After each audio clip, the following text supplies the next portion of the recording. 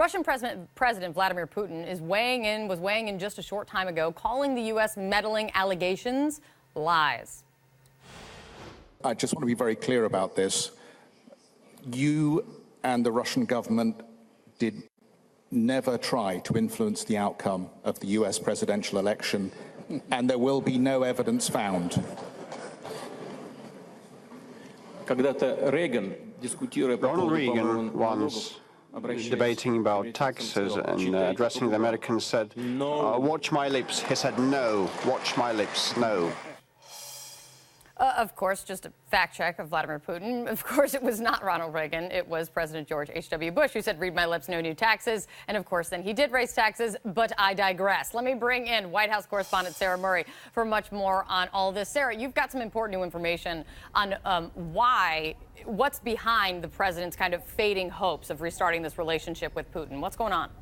That's right, Kate. We know President Trump, as a candidate, had a very rosy view of Russia. He wanted a better relationship with Russia.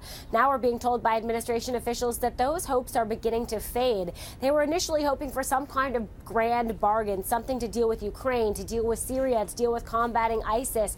But now the president is sort of feeling a little bit more glum about the opportunity to do that. It's not necessarily because his view of Vladimir Putin has changed, but because he just feels like the climate is not favorable to actually accomplishing a good deal. He feels like there's too much media scrutiny surrounding Russia right now, combined with the House probe, the Senate probe, the FBI looking into Russia's meddling in the election, and also the Trump campaign contacts with suspected Russian officials. And so that sort of takes them back to the drawing board. It doesn't mean that it's off the table, that there won't ever be any kind of negotiations with Russia, but we're told that that's kind of on the back burner for now. It's also worth noting that the president has not yet met face-to-face with Vladimir Putin.